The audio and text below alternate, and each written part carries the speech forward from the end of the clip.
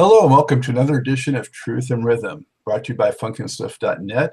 This is the interview show that gets deep into the pocket with contemporary music's foremost masters of the groove. Available in video format at funkandstuff.net and on YouTube. Truth and Rhythm can now also be enjoyed on the go in its audio podcast edition from funkandstuff.net, iTunes, and other leading providers. I am your host, Scott Dr. GX Goldfine, musicologist and author of Everything's on the One, the First Guide to Funk. If you don't have it, you better get your copy. As always, whether you're watching or listening, I thank you very much for your ongoing support. And you've tuned in for a great episode because my guest today, let me make sure I get his credits up here, bassist, composer, and singer George Porter Jr., one of the founders and original members of New Orleans' legendary quartet, the Meters. Although the band and its unique gumbo of rhythm and soul never crossed over with monster hits or sold millions of albums, their enduring influence as a touchstone of funk music's foundation is undeniable. Starting out as a house band for Alain Toussaint, 1960s soul classics, the Meters released 8 of their own studio albums produced by Toussaint from 1969 to 1977. These albums were filled with mostly instrumentals that were often extremely catchy and usually supremely funky. Some of the band's better known songs were Sophisticated Sissy, that's C-I-S-S-Y, Sissy Strut, Look Up Popeye, Chicken Strut, The World is a Bit Under the Weather, People Say, Hey Pocky Away, Africa, Fire in the Bayou, and Funkify Your Life. The Meters were musicians, and as such backed many of contemporary music's biggest names in the studio or shared time on stage. That list includes Robert Palmer, Dr. John, Patti LaBelle, Paul McCartney, and in the mid-70s, the Meters were invited guests as opening act for the Rolling Stones. Since breaking up in the late 1970s, for the past several decades, the band members have performed and recorded together in myriad combinations, as well as worked as ace session players with a who's who of popular music stars. Porter regularly plays with several different bands on a regular basis, as well as doing one-offs and making guest appearances. Some of the other well-known and diverse names he has played with include Robbie Robertson, David Byrne, Connick Jr., Warren Haynes, and Tori Amos. Through it all, he has remained a class act, a consummate pro, and a bass funk master. So with all that, George, how are you today? Good to see you. Great to be here, Scott. I like to go and clear up one thing. Sure. The Meters as a group did not record with Paul McCartney. I have a problem remembering exactly who was in the studio that day when Paul recorded a Mardi Gras song that I don't remember if that ever was released to the world. I know WWOZ at home got to play it, but it was like he recorded this Mardi Gras song, and then the people that was hanging around the studio, who consisted of Earl King and Benny Spellman and Curly Moore and a few other people, myself. And I want to say, I think Leo Nosenteller might have been in the studio that day. We played percussions and cowbells and made some street sounds, to kind of emulate that the parade was coming by you on the record. So on the 45, you can hear the sounds that we were making with the cowbells and the screams and stuff go from one side to the record to the other side of the record. That was the extent of my recording with Paul McCartney. The Meter, and I don't really know how that got out there, but it keeps coming back. No matter how many times I've said it in interviews that it didn't happen, it keeps coming back as the Meters recorded with Paul McCartney, and that's so untrue. I hope maybe this show clears that up forever. Okay, well, very good. This is Truth and Rhythm, so we definitely wanted to keep it truthful, so thanks for clarifying that. You're But right. regardless, I mean, all the other people that you've played with, I mean, very, very impressive. Absolutely. We had the band had a really wonderful how you say career of people that we recorded with, and some had big hits out of it. So we were on a few big hits, so it was cool. Very good. So, and you're coming from New Orleans today, your home studio. We were talking earlier, Yeah, right? I'm up. I'm on the third floor in my home, in my own project studio. Yes. Hmm. And how much time, out of the year nowadays do you generally spend that close to home? Not as much as I would like to. Um, I think this summer was one of the busiest summers I've had in probably 6, 7 years. Which, I mean, I'm not complaining, but but usually during the summer months is when I get to spend more time up here, and but this was a good summer. It was a good summer. So I got pretty much November and early December sitting around the house. So I'll be up here working on I'm recording a new project with a trio called a Porter Trio for the sake of not having a better name at this point. It's it's been a trio with Michael Lemlo on keyboards, which is my keyboard player with the running partners, and also the drummer with running partners, Terrence Houston. And we've been playing at the club called the Maple Leaf, uptown New Orleans, every Monday. And we've been multi-tracking that gig every Monday night. So hopefully sometime during November and early December, I'll actually sit down and get to go through some of those recordings, because I haven't had time to listen to any of that stuff yet. You actually doing anything original or all covers or what? No, it's well, you can say the probably the first 45 to 50 minutes of the set is stuff that happens off the top of our heads. We just start playing. It's like it's an unrehearsed, impromptu kind of gig. We just start playing. Then usually the second set, I play some noticeable songs that people might know, New Orleans stuff, some couple of meter songs, and some old New Orleans stuff. Yeah, nice. Well, I look forward to hearing that. So, George, if you could take viewers and listeners back a little bit to, how you first got into music and how you ended up with the bass and how you ended up in the meters. So, well, my mother gave me a guitar for a Christmas/birthday present at the age. Well, I got it on Christmas Day, so that means I was still 7. I hadn't gotten to be 8 yet. I turned 8 the day after Christmas. I got my guitar, and but the rule was that I had to take lessons. I just couldn't, be making noise around the house, craziness, So I had to go to a study with a teacher, and I did for 2 years, and I guess it probably all boiled down to I was studying because of the type of instrument I had, which was a kind of guthead classical guitar. It was a classical guitar for the most part. There was, the teacher that I had was teaching me the formula of playing classical, meaning that I was playing with 10 fingers, and the songs that he had me playing were, was kind of old cowboy songs, Home on the Range and Red River Valley and those kind of songs. Because of I guess because the formula that we were going to take to play the music, he started with songs that were simply based, that that I could learn how to do both. And I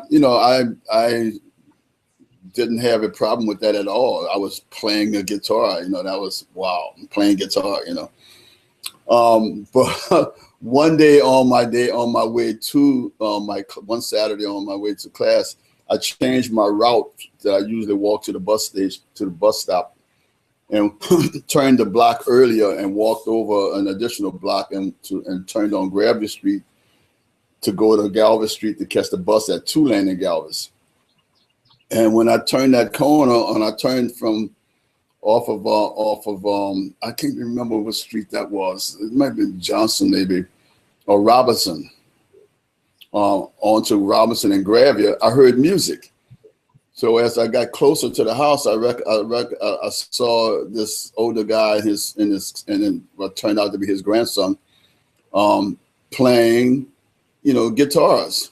And I stopped and was watching him, and I noticed that the old man was playing a guitar. He was playing with this classical kind of formula, but the songs he was playing was blues. It was. I said, well, wow, that's the songs I wanted to play. I said, so needless to say, I started paying attention to what he was doing. Although I did what my teacher had me doing, I stayed with my classes. But at the next recital that we were supposed to do, they had me down on the recital as playing Red River Valley or something like that. One of those songs, Home on a Ranch in Red River Valley, one of those songs. And instead of playing that song, I played St. Louis Woman. And my teacher just said, you're undisciplined, you're out of here. He fired me.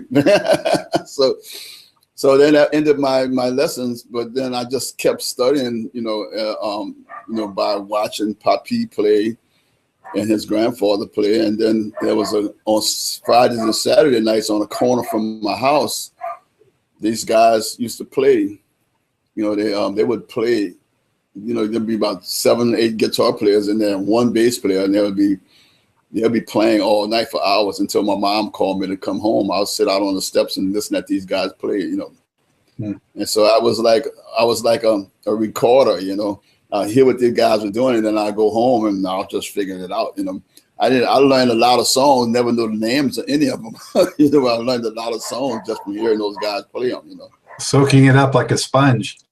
Yeah, oh yeah, I was sponge. I was a big sponge. I was seriously, 87-pound sponge. And so when did you get into playing bass and doing it in front of people?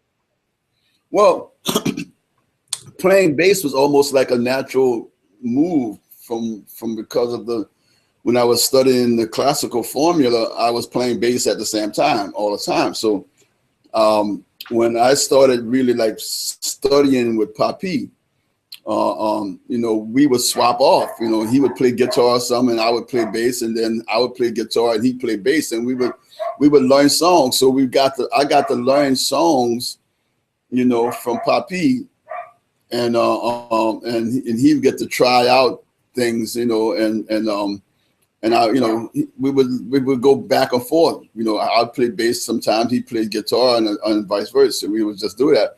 And I probably did that for a couple of years, and so I think playing bass, I was probably playing bass by, really playing bass, by probably 11,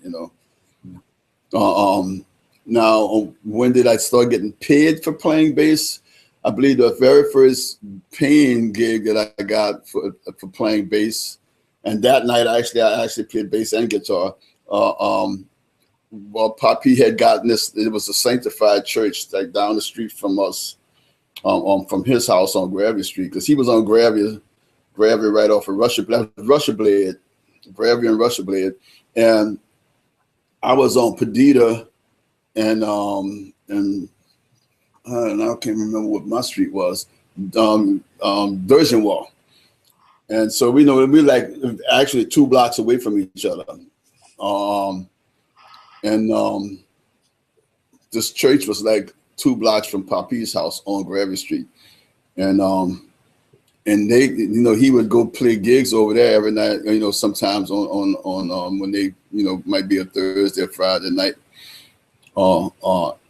And they would, they have a rehearsal, and that particular night, they didn't have a bass player. They didn't have a guitar player, so Papi played guitar, and he got me to come play bass. and I got paid $1. So that was my very first playing gig. Wow. So, and excuse me, when did you, or how did you become involved with Alan Toussaint and, you know, get into that scene? Well, I would think that it have to go back a little bit further. After I moved uptown, I was hanging out with a guitar player named Herbert Wing, and him and coming just so happened, Pop was the bass player in Herbert's band. It was called the Royal Knights, and so my involvement with those guys, I was probably 16 years old, probably by then, and you know, I knew how to play. I knew how to play by then. I was very fluent, and I was not only a bass player and a guitar player, but I was also playing drums. So we was playing fraternity houses and stuff like that. And so I was more like, originally in that band, I was a roadie. I think I was the first New Orleans roadie ever. And you know, so I helped them with the gear, helped them set up and stuff like that. And then if somebody needs to run off the band stage for whatever reason, to get away for a couple of minutes, I would play that instrument. You know, meaning not the keyboards. I would always just play bass, guitar, or drums. You know, maybe got to play 1 or 2 songs on drums. You know, Papi, the bass player, he would never really. I didn't get to do too much bass playing when he was on a gig, because he was like always on his instrument. You know, the guitar players may want to take a break or something like that. I would get to play a guitar on one song, no more than one song. The drummers was the ones who was, you know, would want to go away for longer. I got to meet Art Neville through Herbert Wing. Art called Herbert to play a gig with him at a club called the Mass Lounge, where Art was a keyboard player. He was like a guest artist, and they played with the house band. And but Art would always bring a guitar player, band leader, you know, somebody, you know, that could talk to the band, talk keys and stuff like that to the band, and sort of like a band leader. And so Herbert couldn't play that gig, but you know, he thought that I could do the gig, you know, because he knew the songs Art was doing. He knew I could play them. But what he didn't think of is that Art was going to want somebody to play guitar solos, and I was not a guitar solo. I wasn't a soloist. I can play rhythm guitar, not solo. And so at the end of that night, I mean, I thought the gig went well. The fact that every time Art turned around and told me to play a solo, I would shake my head and say no. But at the end of the night, Art told me, he said, "Man, you're the worst guitar player I've ever seen," you know. And that was my first encounter with Art Neville. And the next time I got to see Art was probably a couple of years later. I was playing at a club called the Cindy Club. And across the street from the Cindy Club was Charlie's Corners, where all of the who's who of the R&B community would hang out. It was not necessarily a key club, but the door wasn't open. You had to knock on the door, and a guy would look through the window and see who you are, and then he would let you in. Not everybody got to go in there, but Art and Fats Domino probably was 2 of the biggest, you know, artists that hung out there. And on many a Saturday nights, Fats would come over across the street, and he usually come about the last half hour of our set. Before we getting ready to go off, he would show up and want to play. And when he comes over and wants to play, once Fats starts playing, you know, when he looks up, it's an hour and a half later. You know, we had played an hour overtime. You know, but you know, you don't tell Fats, "Hey, brother, it's time for us to leave." You know, when Fats start playing, you let him play. But one of those nights, Art came over with him. At that point, I was playing bass guitar with Irvin Bannister's band at the time, and Art at the end of the night, at the end of the gig, Art came up to me and told me, "Now that's the instrument you ought to be playing," you know, and he didn't question me on it, but at the time, the bass that I was playing only had 3 strings on it. You know, he never questioned me about it. He asked me if I wanted a gig, and I said, "Yeah," you know. And so I took a gig with him, playing at a club called a Nightcap. It is where Alan Toussaint first started coming in to see the band, because we were playing there like 4 nights a week. I think it was like Thursday, Friday, Saturday, and Sunday. And so Alan, you know, the little word got around that Art Neville has a new band, and you know, people were coming to see Art Neville in his new band. You know, and every now and then, Aaron would show up and sing a song. Usually on Sundays, Aaron would show up and do a song or two. And so, you know, that was pretty much the beginning stages of what eventually became the Meters after we left the Nightcap. We played the Nightcap for probably another year and a half, maybe, and then moved to the French Quarters, to the Ivanhoe. And at that point, at the Nightcap, it was a 5-piece band. It was Leo Nocentelli, Joseph Maloles, was actually Zigaboo was the second drummer. Well, Joseph Maloles is Zigaboo.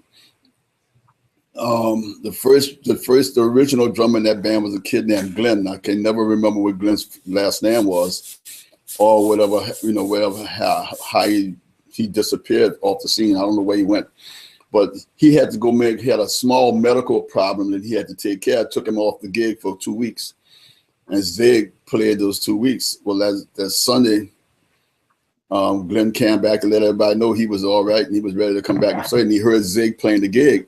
And he told the guy at the door, who was actually one of the owners, he told him and said, "I don't think I'm getting this gig back." And Monday he came to the club, took his drums and disappeared, and never seen him again, you know. So Zigaboo ended up, you know, playing at that point, getting the gig. But so it was Zig, Leo, Art, myself, and a saxophone player named Gary Brown that left the Nightcap and went to the French Quarters, to the Ivanhoe at the French Quarters.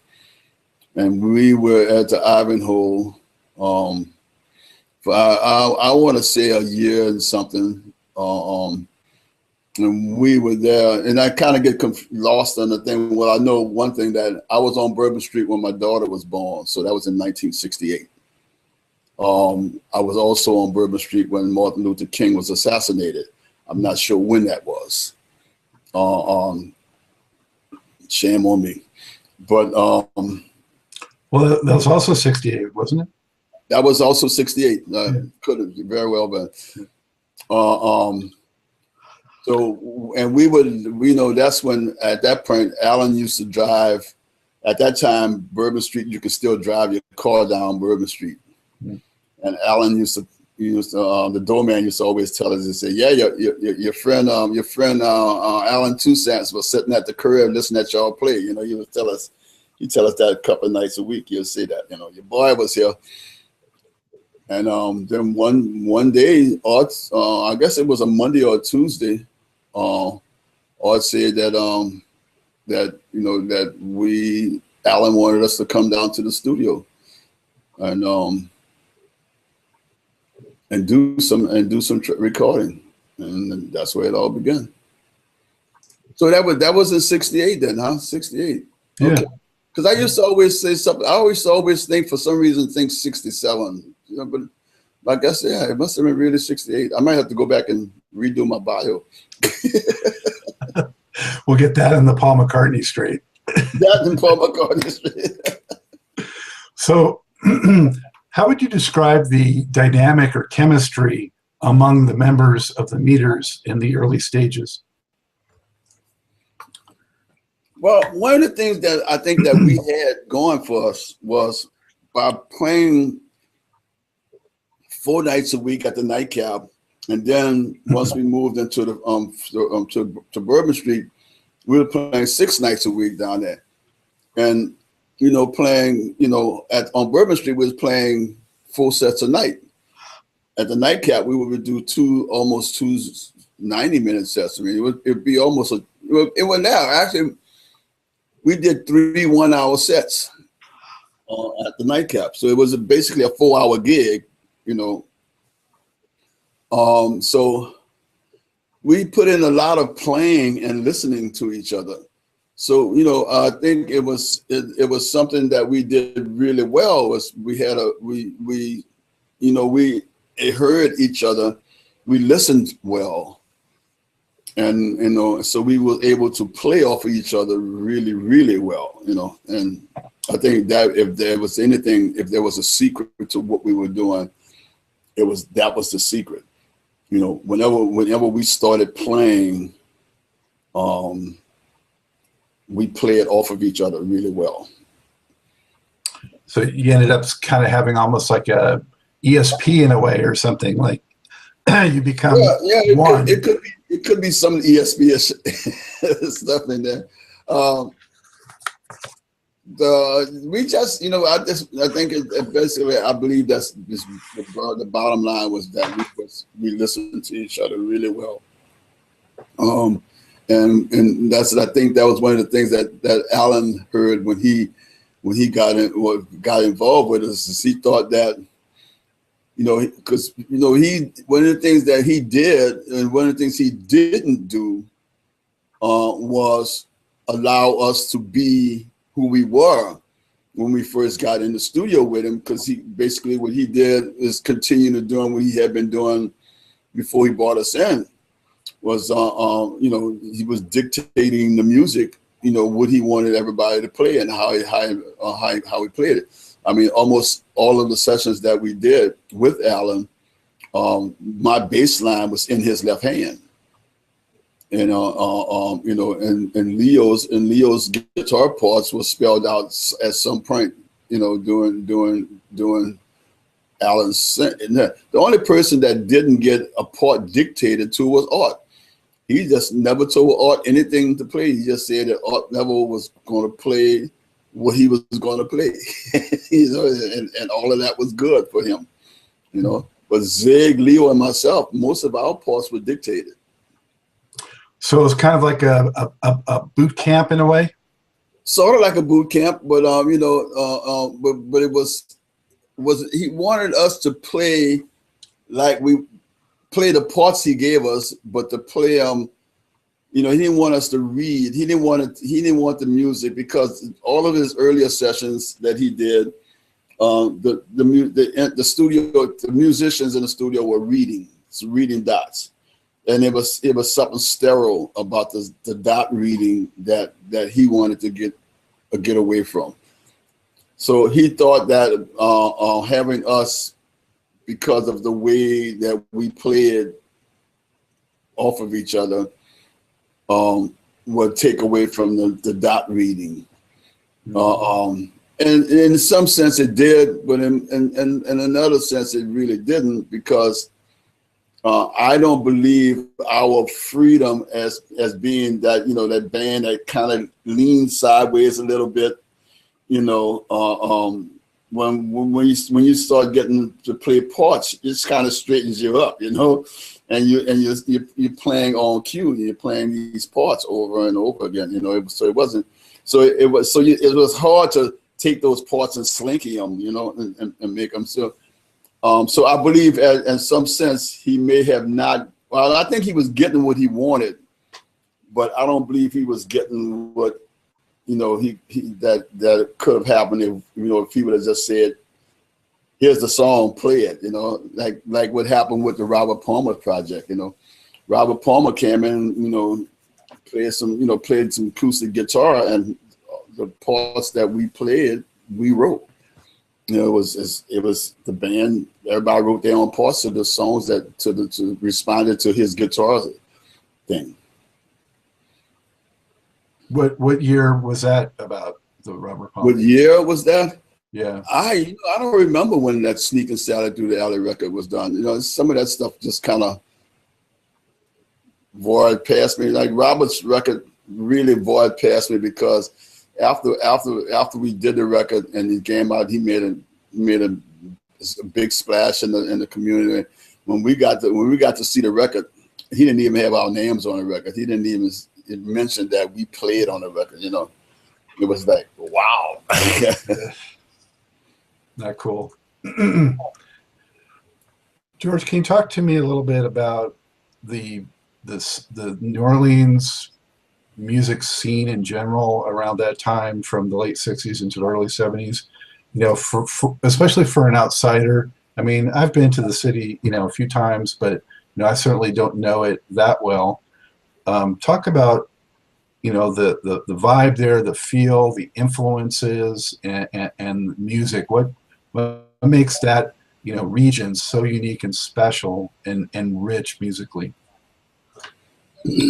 Well, you know, I can only maybe speak for this, you know, between 66, 67 to the early 70s, Yeah. like 70, 71, because after 1970, you know, we were barely home, you know, so, you know, our music scene for us early 70s changed drastically, you know.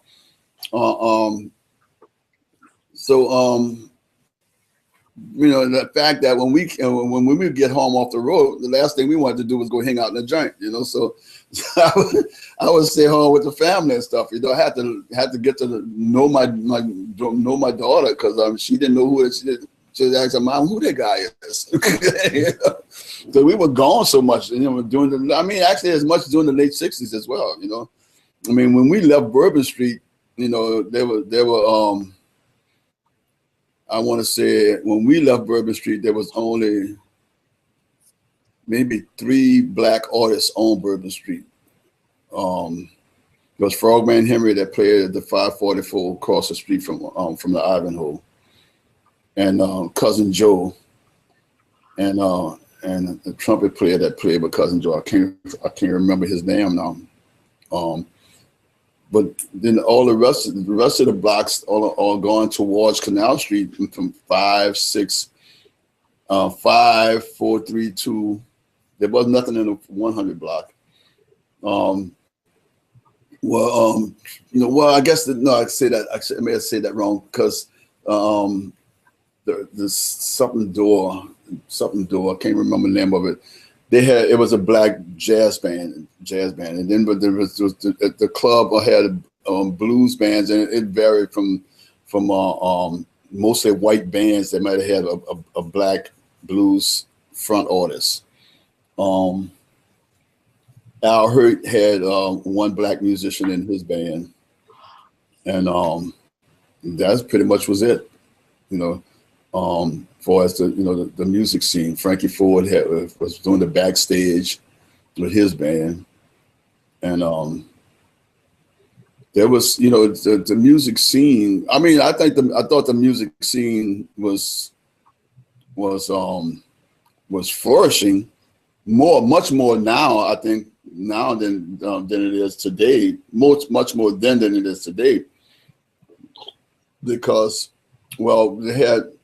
Back in the late 60s, there were 2 strips, well, 3 strips, not counting 2 strips besides Bourbon Street. One in Uptown Claiborne Avenue and one on the downtown side of Claiborne Avenue. And the one on Uptown side had 3 bars that had black musicians playing in it. And then the one downtown, there was 4 bars that had black musicians playing it.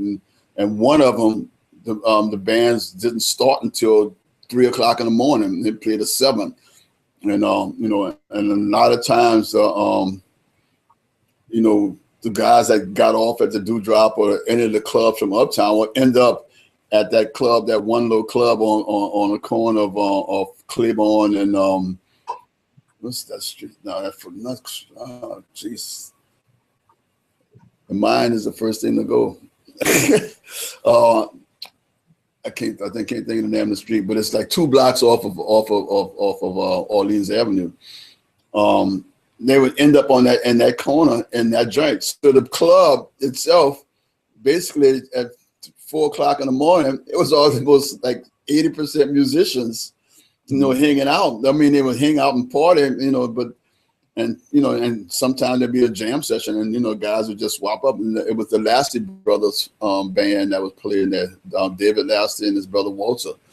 And, you who eventually I became a bass player in that band a few years, you know, maybe like 10 years, like somewhere, must have been like in the 70, it was after we did that Rolling Stone, so maybe 70, 76, 70, 77 maybe. I played with David and his brother until Walter passed away, and I played with David until David passed away. You know, I mean, the music scene, you know, I mean, again, like the comment, I didn't answer your question. It was, I thought the music scene was very fruitful. You know, I mean, for a young player coming up in New Orleans in the 60s, you had more musicians willing to openly share their information. You know, today, and I would think that more than likely the things that happened in the late 70s and throughout the 80s with musicians sharing ideas, and then the people who they share those ideas would take those ideas and go off and make tons of money with it. You know, I think musicians started realizing that, man, I'm gonna sit on my stuff. You know, I'm not passing this idea on to anyone. But then at the same time, they stifle their own thing, because, you know, they're not willing to be more open about what they do and how they do it. You know. Mm-hmm. Certainly, a lot of influences, you know, converging in New Orleans, so with, you know, the French and the jazz and the funk and all those kinds of blues. You know, that really comes out in the music in a different way than other areas, and has a unique quality for sure. So I'm thinking those, I mean, those influences certainly informed what you guys did. So I was wondering, you know, from that perspective, you know, what that environment was like.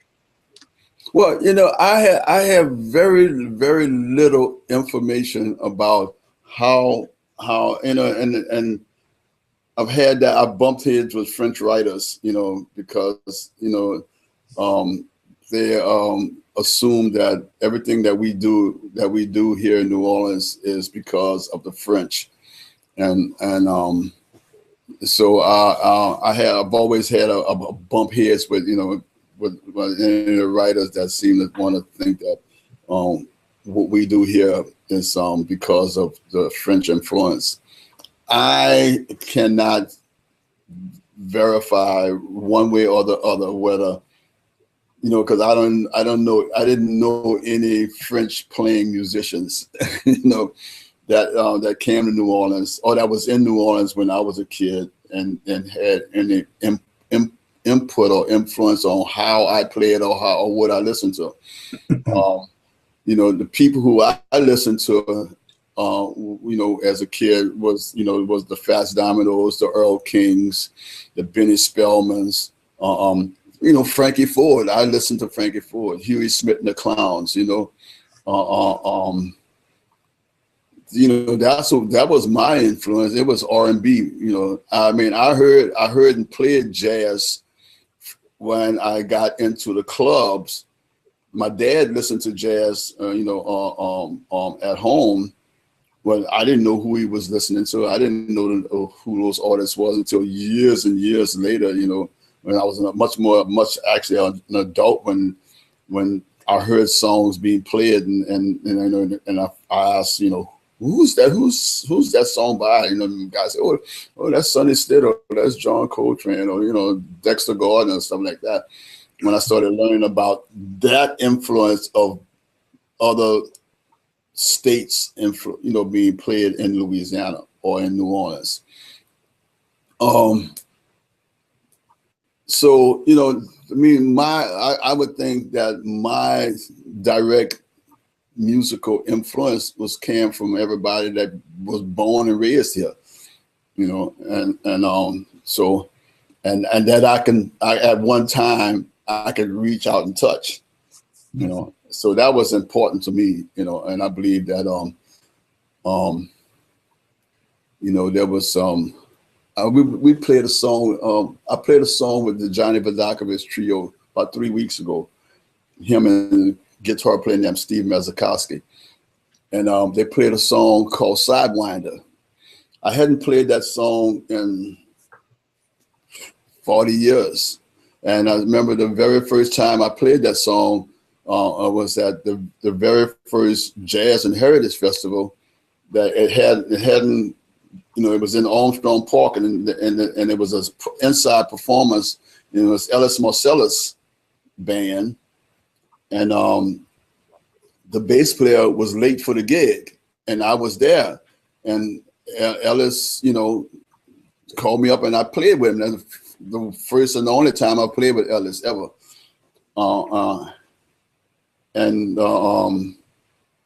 he played that song, and you know, and he basically taught the song to me on the spot. I learned the song on the spot, and I never knew the name of the song. Never knew. I walked away after playing the gig because the bass player showed up, like, you know, almost close to the end of that song, and I left the stage, and they waved at me, and it was the end of that.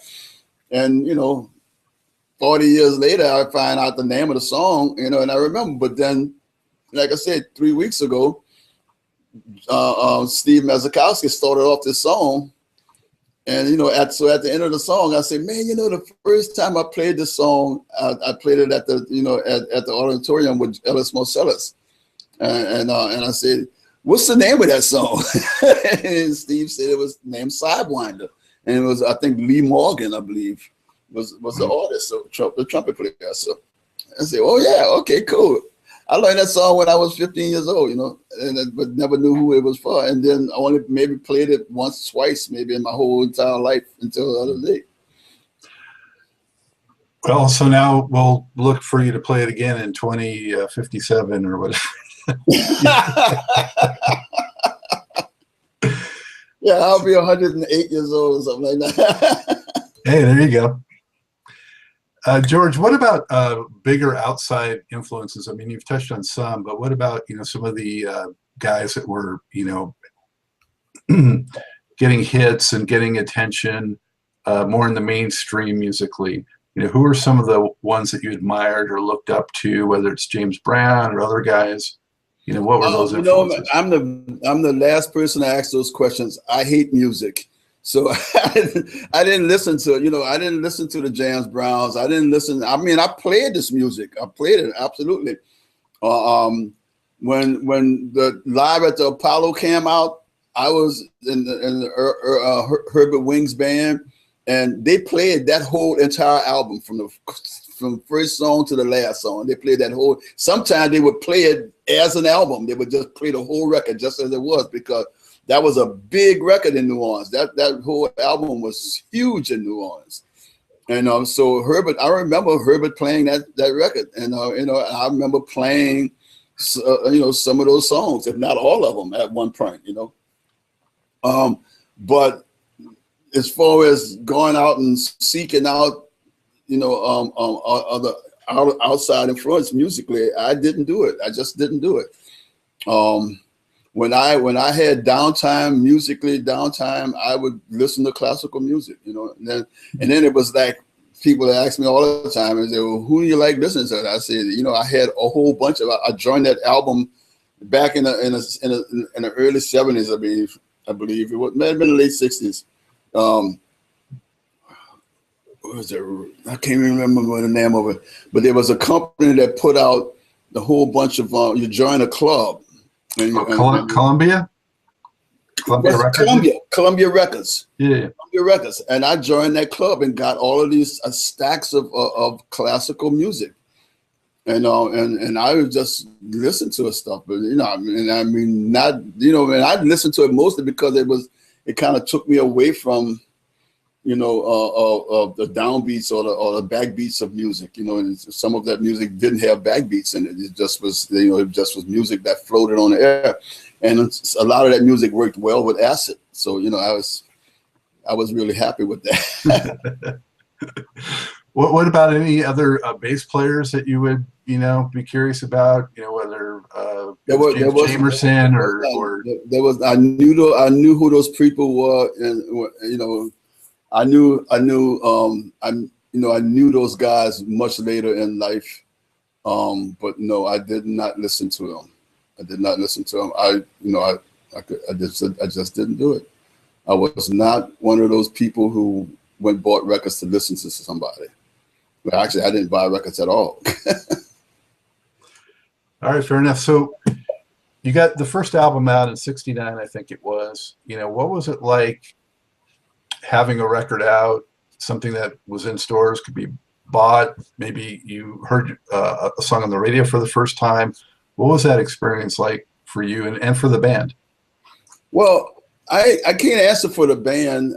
It was, for me, it was like way cool. It was like, yeah, man, I got a record out now that's on a shelf that's a couple of spaces over from a James Brown, from a Sam Cooke. That's pretty cool. I mean, I thought that was really cool. I was not prepared at all for the pitfalls that came with being an artist, because nobody prepared you for that. Nobody prepared you for bad management. Nobody prepared you for promoters that screw you out of your money, or don't want to pay you at the end of the evening. You're not prepared for that. No one, there's not, and none of the books, as nobody talks about the that part of the preparation. So you learn that on the road. You're away from home, and you find out that the second night out 2,000 miles away from home, the guy decides to run out on the money, and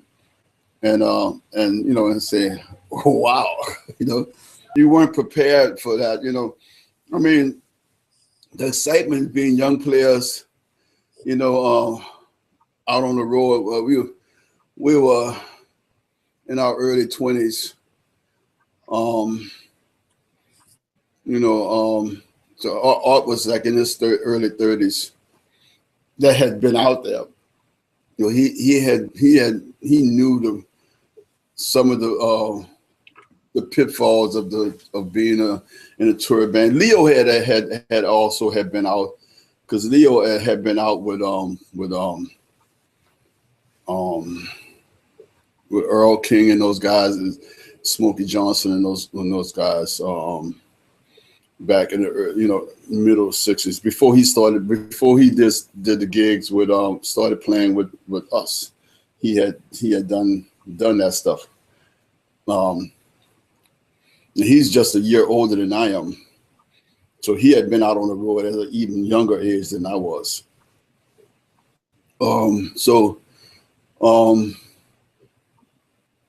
It was just a whole new idea that we had to develop, because there were parts of that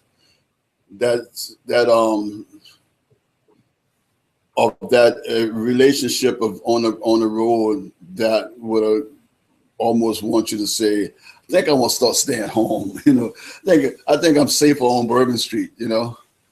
But by the time we got to play the Apollo Theater and the Regal Theater and some of those theaters back, back in the day, I mean, to get to play in the Apollo Theater, you remember, after all, the first experience that we had at the Apollo Theater was James Brown live at the Apollo Theater. So being in the same room where James Brown did that record at, but that was like, we must be good. Something must be going on here, Yeah. And so I guess my original gut feeling is that if I had to change any of that, I would probably not change any of it. I would probably want to go and and learn about that, because it absolutely has influenced my growth in the business, as an artist as well as a musician. George, was that pretty much your first time traveling outside of Louisiana for these performances? Well, that was my first time traveling outside of the South. with I did some dates I can remember with Irma Thomas up in southern parts of Mississippi, Gulfport, and something like that, Mobile, Alabama, with Lake Charles. I think I might have went as far as into some part of Texas. I don't remember. It wasn't Houston, another bigger city. It was a few miles into the like Orange, Texas, or something like that back in the '60s. I know with Earl King. No, not much. I think Jackson, Mississippi might have been the highest up I ever went. I don't believe I ever got to Atlanta or any of that kind of places. In Georgia back, when I was a kid. It's mostly the Gulf Coast of Mississippi, Biloxi, Gulfport, Pascagoula, those kind of things. So by the time the meter started happening, and that sophisticated sissy was hit the charts and stuff like that, and they hired a booking agency, and they started bringing us up, and we started working that route that went from New Orleans to Mobile, and from Mobile up to Atlanta, and then over to the North Carolinas, the Charlottes and the Charleston, and some of the Virginia cities, all the way up to I want to say Highway 85 now, 85 all the way up into New York, 90 to 85 turned into 95 and ended up in New York somewhere. And back in those days, I don't believe we ever got too far past New York City. In the late 60s or early 70s. Were you the youngest in the band? No, Zig was the youngest in the band. Zig's a year younger than I am. Mm-hmm. So Zig, Leo, and myself was like a year apart from each other. And Art was 10 years older than I am. Mm-hmm. So kind of like a big brother in a way? Yeah. Yeah, sort of like a big brother. Art never was my best friend, I think, at the time, Mm-hmm. So tell me what it was like in the studio, George, with the Meters, as the Meters. What did Alan bring to the mix?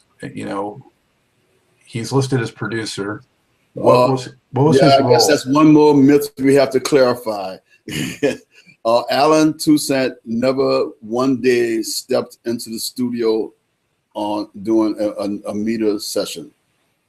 He's not involved at all in any of our recordings. I believe he stuck his head in the studio one day while we were listening to a playback of the song, and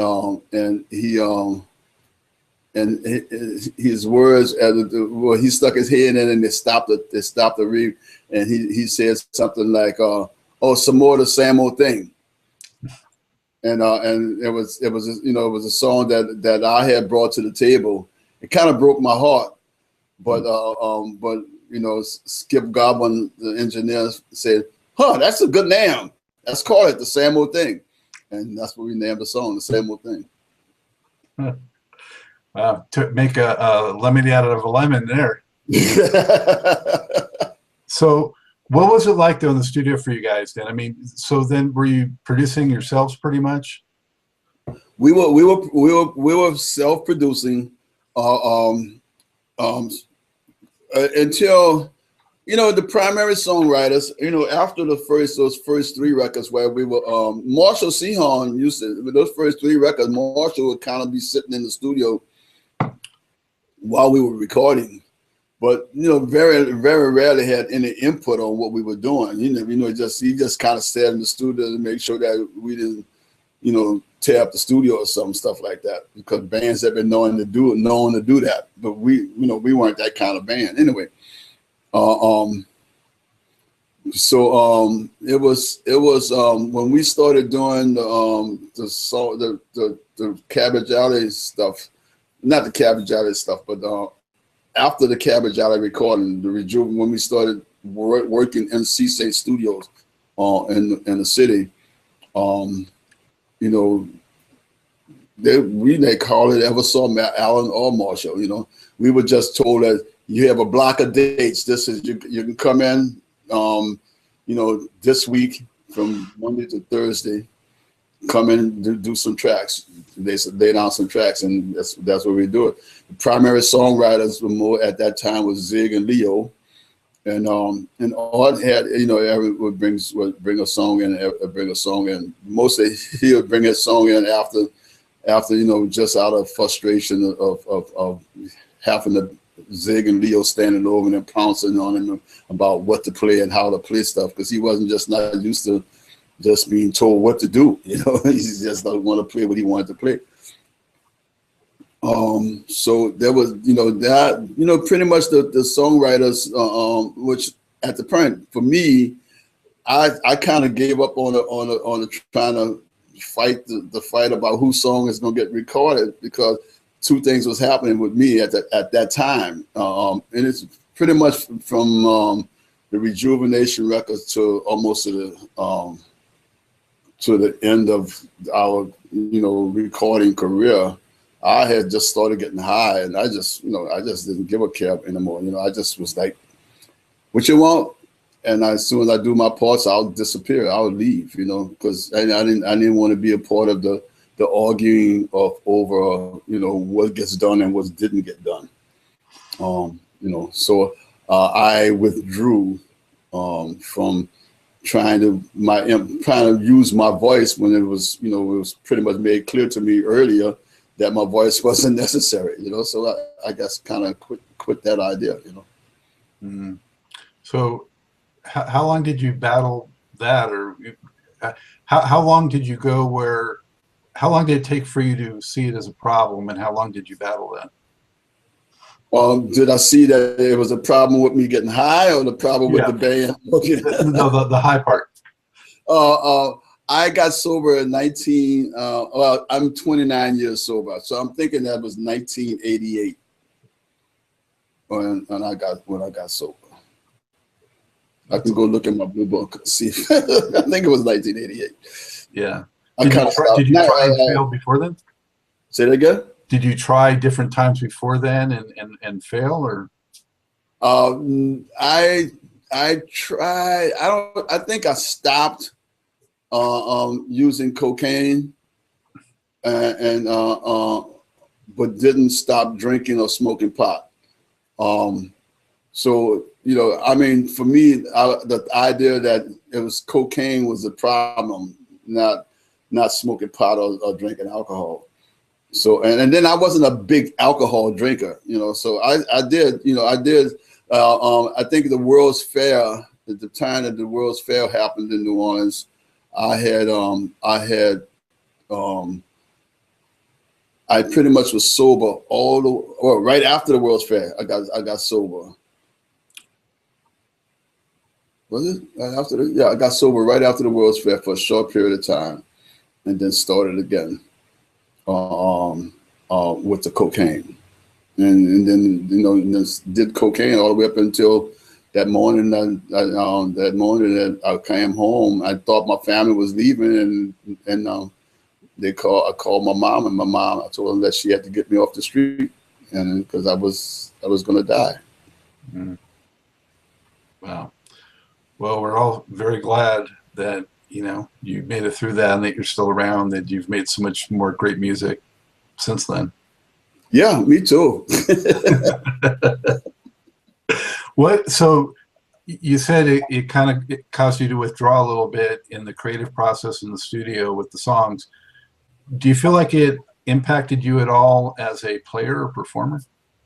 No, you know, that was something that I always debated with, you know, even today, is that you know, I thought that my ability to play was and what I played was, I think, probably much stronger than my desire to be high, you know, or the need to be high while I'm playing. You know, because the stuff that I played and some of the stuff that, you know, again, there was some of that music that was dictated music, you know.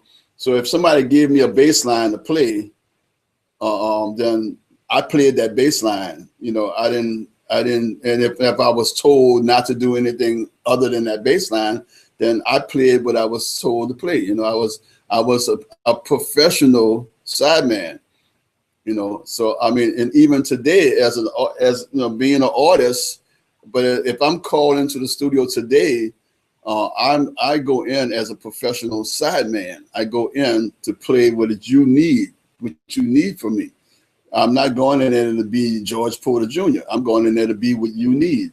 Now, if somebody brings me into a session and don't have an idea of what they want and tell me, well, you know, what do you think about this? You know, and how would you approach this? Then, you know, then at that point, I would find out how much involvement that I need to put into this song to make this a song.